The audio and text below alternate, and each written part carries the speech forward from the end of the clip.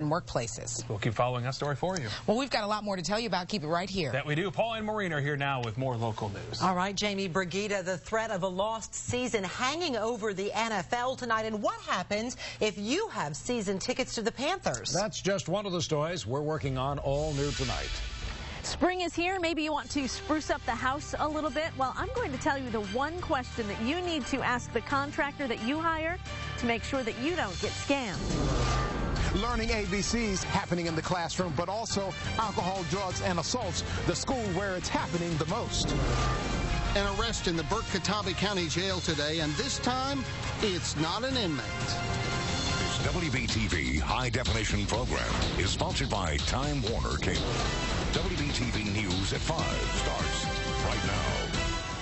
Dropouts, drugs, and crime. A new report details troubling problems inside our schools. Good Friday evening. I'm Maureen O'Boyle. I'm Paul Cameron. Welcome. We are combing through a 144-page report that the state just compiled.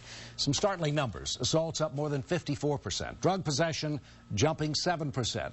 But there's good news. Statewide dropouts have declined more than 12%.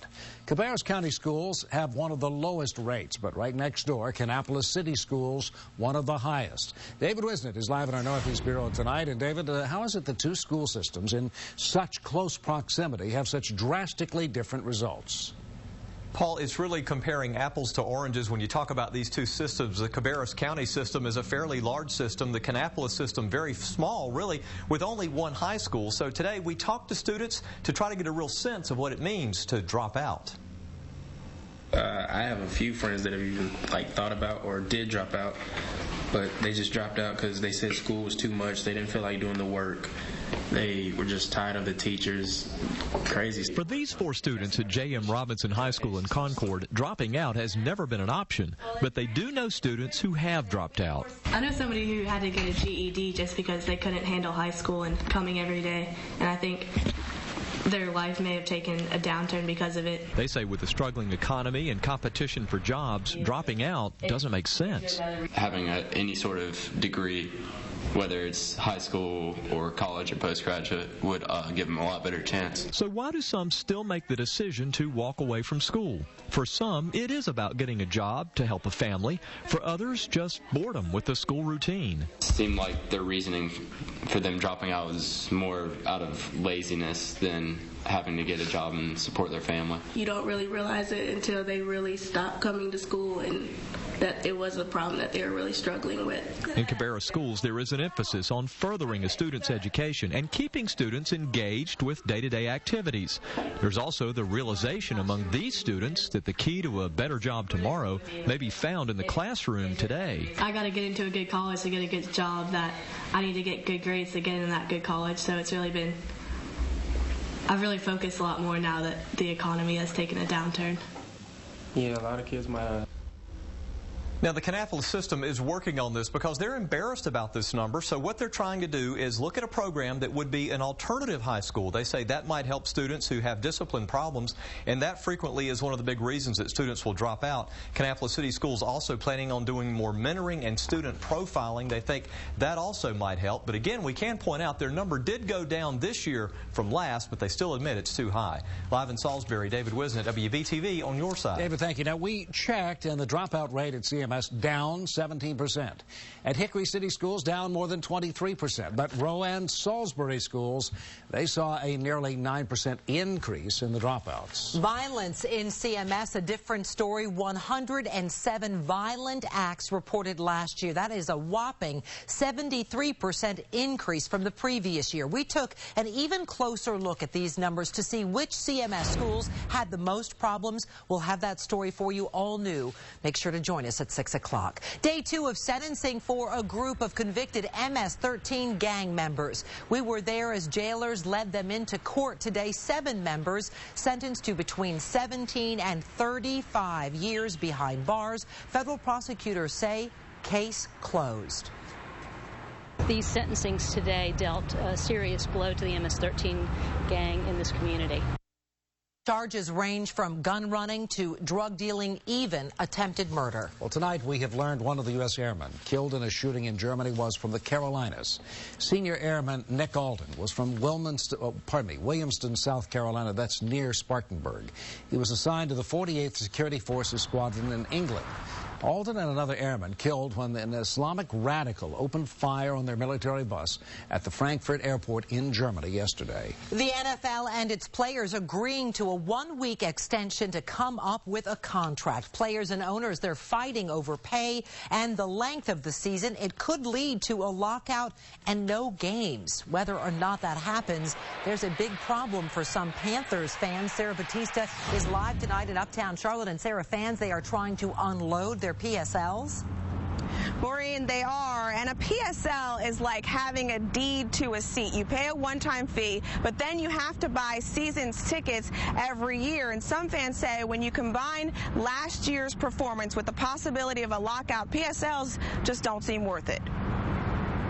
I've just lost interest. Denny Rucker has been trying to sell his 4 PSLs for more than a year. So far, no hits. And with the NFL facing a possible lockout, he says his chances of making a sale are slim. With the lockout, I don't see a lot of people wanting to invest in the product. That might be true for some fans, but for others looking for a deal, the lockout might work in their favor. There's definitely a strong pool of buyers out there.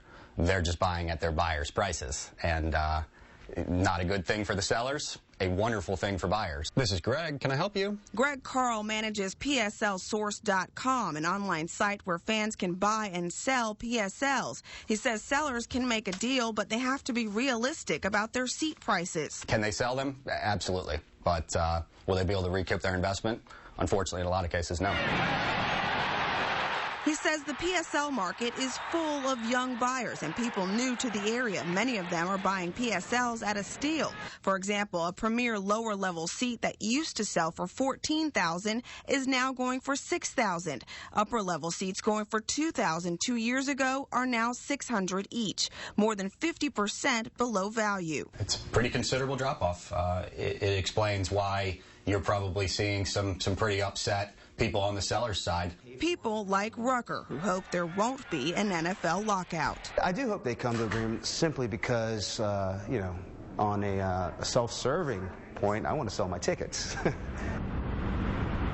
And the last time the players and owners couldn't come to an agreement was back in 1987, and those negotiations led to a lockout of just one game. But some people say these negotiations are much more complicated. We're live from outside of Bank of America Stadium. Sarah Batista, WBTV, on your side. And Sarah, we understand the Panthers are giving PSL owners a break in case of a lockout. They have the option of paying just 10% when they order in April, then paying the remaining 90% once an agreement is reached. Well, tonight, the national unemployment rate below 9% for the first time in nearly 2 years.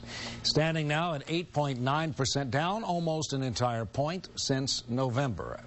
Our economy added 192,000 jobs in the month of February. It is dangerously dry outside. The latest drought monitor map shows severe drought across the center of North Carolina and the upstate of South Carolina.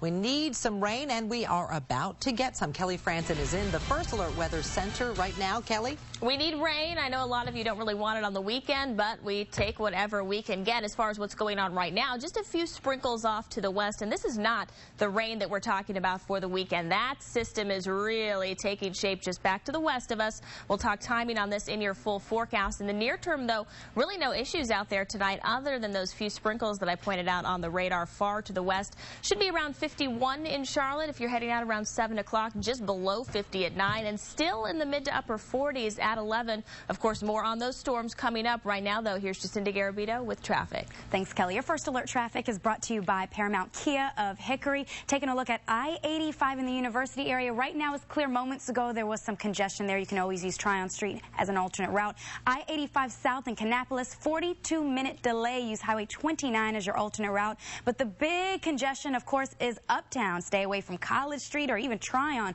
You can find yourself sitting in traffic for up to an hour. Now, 2 accidents in the same area. East 3rd and Charlottetown Avenue both have one lane completely blocked. Use East 7th Street as your alternate route to get around this congestion here. Back to the news desk. Busy night. downtown. Storms causing major damage this week. Now there's a warning about repair workers who might rip you off. At 5:25, learn the proven ways to protect yourself. And you heard us talk about the big action uptown, big games, even bigger parties. The real action at the CIAA may not be at the court. This is WBTV live and on your side at 5 o'clock.